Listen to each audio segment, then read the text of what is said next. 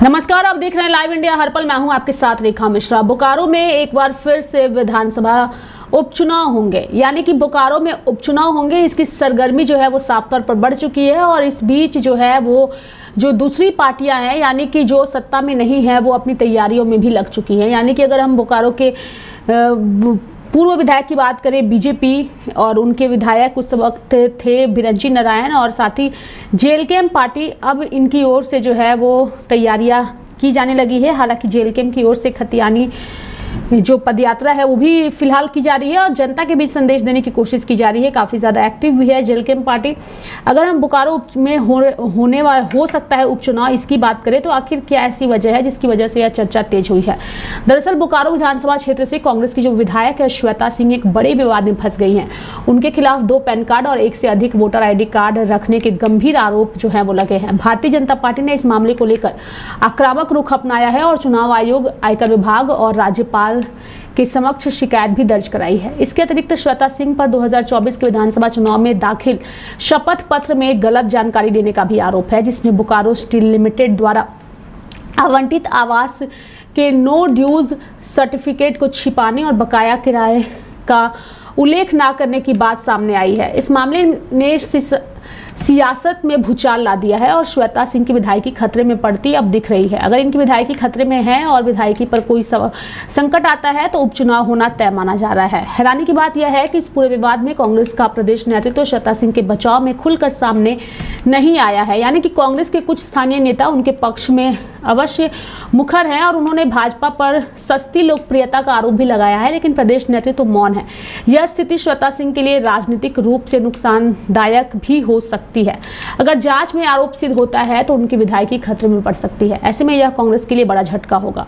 दूसरी ओर भाजपा इस मामले को भुनाने में कोई कसर नहीं छोड़ रही है। इस मामले की शुरुआत तब हुई जब भाजपा के नेताओं ने श्वेता सिंह के नाम पर 2 पैन कार्ड और 3 से 4 वोटर ID कार्ड होने का दावा किया।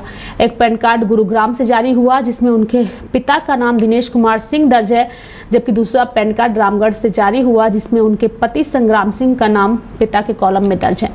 आयकर अधिनियम के अनुसार पैन कार्ड में केवल पिता का नाम ही होना चाहिए और 1 से अधिक पैन कार्ड रखना गैर कानूनी है। इसके अलावा श्वेता सिंह के नाम पर बोकारो, बिहार के झांझा और अन्य स्थानों से वोटर ID कार्ड होने की बात भी सामने आई है, जिनमें उनके पति और पिता के नाम अलग अलग दर्ज है। यह भी कानूनी उल्लंघन माना जा रहा है। भाजपा ने इस मुद्दे को जोर शोर से उठाया है। बोकारो के पूर्व भाजपा विधायक बिरंची नारायण, भाजपा के राज्यसभा सदस्य आदित्य साहू और अन्य नेताओं ने राज्यपाल संतोष गंगवार और मुख्य निर्वाचन पदाधिकारी के रवि कुमार को ज्ञापन सौंपकर श्वेता सिंह की विधानसभा सदस्यता रद्द करने की मांग की है। उन्होंने दावा किया है कि श्वेता सिंह ने जनप्रतिनिधित्व अधिनियम का उल्लंघन किया है। बोकारो के उपायुक्त ने इस मामले की जांच कर अपनी रिपोर्ट जो है मुख्य निर्वाचन पदाधिकारी को सौंप दी है। इसके अतिरिक्त टाइगर जयराम कुमार महतो की पार्टी जेएलकेएम ने भी विधानसभा अध्यक्ष को पत्र लिखकर श्वेता सिंह की सदस्यता रद्द करने की मांग की है। सिर्फ एक पैन कार्ड को बताया गया है वैध। श्वेता सिंह और उनके पति संग्राम सिंह ने इन आरोपों को उन्होंने निराधार बताया है। संग्राम सिंह ने सफाई दी है कि केवल एक पैन कार्ड ही वैध है। दूसरे कार्ड में गलती से उनका नाम पिता के कॉलम में चला गया है, जिसे जल्द सुधारा जाएगा। वोटर ID के बारे में उन्होंने दावा किया है कि यह आधार कार्ड के दुरुपयोग या साजिश का परिणाम हो सकता है। श्वेता सिंह ने भी कहा कि भाजपा बौखलाहट में निजी हमले कर रही है और जांच से सच्चाई सामने आ जाएगी। दूसरी ओर जयराम महतो की party JLKM full on action mode में नजर आ रही है और जब लाइव इंडिया के कार्यक्रम में जेएलकेएम पार्टी के राष्ट्रीय प्रवक्ता विजय सिंह पहुंचे और उनसे जब बोकारो विधानसभा चुनाव को लेकर के हमने सवाल किया कि अगर उपचुनाव होता है तो आपकी पार्टी की क्या तैयारी है और क्या आपकी पार्टी चुनाव लड़ेगी या नहीं, ये सवाल जब हमने किया तो आप भी सुनिए उन्होंने क्या कहा। श्वेता सिंह को लेकर के, जो कि बोकारो के विधायक हैं और जयराम महतो के साथ उनका काफ़ी ज़्यादा विवाद भी हुआ था, लेकिन इस वक्त वो विवादों में है अपने डबल पैन कार्ड मामले को लेकर के। विजय जी, आपकी पार्टी, चूंकि जानकारी मिली है कि विधानसभा के अंदर जयराम महतो इस मुद्दे को भी उठाएंगे, और 2 सवाल है यहाँ पे कि आप उस डबल पैन कार्ड के मामले को कैसे आपकी पार्टी देखती है, और दूसरा सवाल ये है कि अगर उस मामले पर उनकी विधायकी जाती है तो आपकी पार्टी क्या बोकारो में चुनाव फिर से लड़ेगी? देखिए, सबसे पहली बात कि ये जो घटना घटी है, हमको लग रहा है ये श्वेता सिंह जी के तरफ से घोर लापरवाही हुई है। और ये क्या कॉन्स्पिरेसी, अब तो जांच हो रही है। बोकारो के DC ने भी चुनाव आयोग को जांच रिपोर्ट भेजी है, राज्य चुनाव आयोग को। इस मामले पर बिहार में भी जांच चल रहा है और कहीं ना कहीं हमको लग रहा है कि जो संबंधित जो अधिकारी हैं उनको निर्देश दिया गया है राज्य चुनाव आयोग के द्वारा कि वो जांच करके और रिपोर्ट भेजें।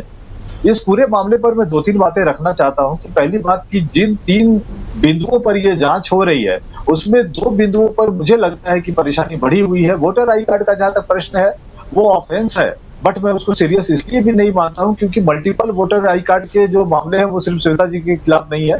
तो कई लोग हैं जो डबल वोटर आई कार्ड को लेकर के दायरे में है या उनके खिलाफ तो जांच होनी चाहिए। कुछ लोग सरेंडर करते हैं, कुछ लोग लेलियन छोड़ देते हैं, लापरवाही होती है। बट जो डबल पैन कार्ड का जो मामला है कि जो 2019 में जो उन्होंने पैन कार्ड सबमिट किया था इलेक्शन कमीशन ऑफ इंडिया को, उसका नंबर कोई और था और अब जो 24 में जब उन्होंने जो सबमिट किया है उसका पैन नंबर कोई और है। ये क्रिमिनल ऑफेंस है, ये आपराधिक कृत्य है। हमको लग रहा है कि पैन कार्ड एक ऐसा मामला है कि किसी भी नागरिक को डबल नहीं बनवाना चाहिए। किन परिस्थितियों में ये डबल बना है इस पर विचार करने की जरूरत है। और जो उनके एडवोकेट रहे हैं जो चुनाव आयोग के कागजात देख रहे थे नॉमिनेशन के टाइम में, हमको लग रहा है उनसे चूक हुई है और उस चूक का खामियाजा अब भुगतना पड़ेगा श्वेता सिंह को। मैं मान करके चलता हूं कि जो क्वार्टर वाला जो मैटर था, जो HSCL पुल का क्वार्टर है, और हमको लग रहा है कि उसका जो बकाया जो मामला है, ये 2 मामले, एक पैन कार्ड और एक बकाया जो मामला था उसको जो छुपाया गया, इन 2 मामलों में मुझे लग रहा है कि स्थिति गंभीर है। उनकी विधायक की जा सकती है और अगर उनकी विधायकी गई तो जो सवाल आपने पूछा है कि JLKM चुनाव लड़ेगा क्या, ये तो वक्त तय करेगा कि हम लोग क्या करेंगे और क्या नहीं करेंगे, क्या कौन उम्मीदवार होगा, कौन नहीं होगा, कैसे क्या होगा। फिलहाल ये लड़ाई भारतीय जनता पार्टी और कांग्रेस के बीच चल रहा है। ये दोनों जो सोशल मीडिया है या जो नेता और कार्यकर्ता हैं ये आपस में भिड़े हुए हैं। हम लोग रेफरी की भूमिका में हैं। पिछले बार भी हम लोगों ने चुनाव के समीकरण बदले थे, इस बार फिर हम लोग समीकरण पर विचार करेंगे। बोकारो का सीट वही जीतेगा जो हम लोगों की भूमिका होगी और हम लोग की भूमिका के आधार पर ही ये तय होगा कि बोकारो में चुनाव कौन जीतने जा रहा है। लेकिन जिस ढंग से कांग्रेस और झारखंड मुक्ति मोर्चा के लोग रूल आउट करते हैं, ये एहसान फरामोश लोग हैं। ये उपकार भी मानने को तैयार नहीं कि जिस ढंग से JLKM की राजनीति के कारण झारखंड में समीकरण बदला और ये प्रचंड बहुमत के साथ सरकार बनाए, ये लोग मानते नहीं है। हमको लग रहा है कि बोकारो में अगर उपचुनाव हुआ तो एक नया प्रयोग हमारी पार्टी करने जा रही है बोकारो में, जिसका परिणाम आने वाले समय में दिखेगा और हम लोग ये साबित करने में कामयाब रहेंगे कि हम लोगों के कारण ये जीत हुई थी और हम लोग जो स्टेप उठाएंगे उसके कारण चौंकाने वाले नतीजे होंगे बोकारो उपचुनाव। तो झारखंड की राजधानी रांची की अगर हम बात करें तो झारखंड के बोकारो में जो है उपचुनाव की सरगर्मी साफ तौर पर बढ़ चुकी है। पार्टियां जो है वो रेस नजर आ रही है। जो वर्तमान विधायक है श्वेता सिंह, उनकी मुश्किलें बढ़ती नजर आ रही है और उसको लेकर के लगातार वो राजनीतिक दलों के निशाने पर भी हैं। देखने वाली बात होगी कि आने वाले दिनों में श्वेता सिंह पर हो रही जांच में क्या रिपोर्ट सामने आता है और उपचुनाव जो है वो होता है या नहीं, आने वाले वक्त में देखने वाली बात होगी। मेरे साथ फिलहाल अभी के लिए इस खबर में इतना ही। आप देखते रहिए लाइव इंडिया हर पल। नमस्कार।